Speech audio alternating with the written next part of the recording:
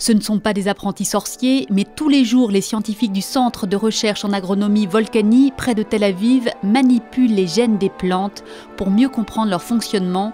Cette chercheuse a par exemple introduit dans des racines de tomates les gènes d'un parasite pour comprendre comment la plante réagissait précisément à cette infection. On veut voir les changements dans l'expression des gènes et comme ça on peut évaluer quels gènes sont plus intéressants pour l'application dans le développement de lignes nouvelles.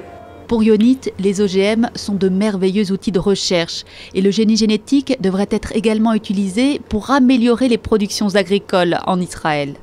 Jouer un petit peu avec les gènes, augmenter pour avoir une taille plus grande, un goût plus bon, c'est sympa de pouvoir jouer à l'intérieur des gènes qui existent déjà dans l'espèce. Prendre des tomates sauvages, des tomates qui sont des pays différents, essayer de développer une nouvelle tomate qui est encore tomate, ce n'est pas une tomate avec quelque chose d'autre.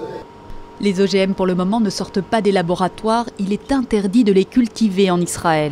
L'État hébreu se plie en effet aux normes de l'Europe, son principal marché d'exportation pour les fruits et légumes. Et c'est bien dommage selon Itamar Glaser, qui dirige l'Institut de recherche sur les plantes au Centre Volcani. Dans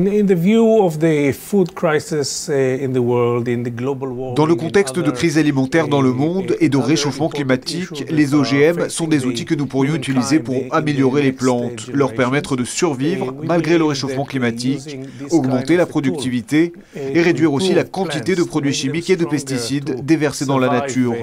Cela en rendant la plante plus résistante. Les OGM peuvent faire tout cela et améliorer l'alimentation des générations futures.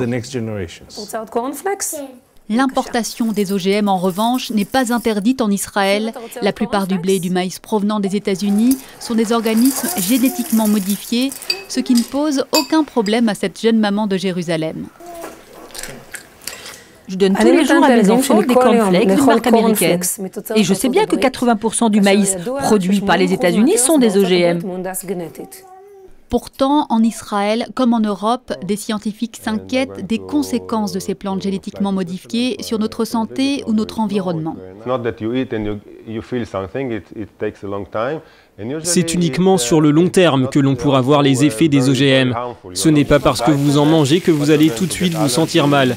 Cela peut prendre du temps, et souvent ce n'est pas très grave, vous n'allez pas mourir. Mais vous allez avoir des allergies et des réponses auto-immunes. Et vous ne saurez pas d'où ça vient. Nous savons aujourd'hui que tous ces problèmes ne cessent d'augmenter. Alors, les OGM, bons ou mauvais pour la santé? Le débat se poursuit chez les scientifiques. Les OGM, eux, sont déjà dans notre assiette.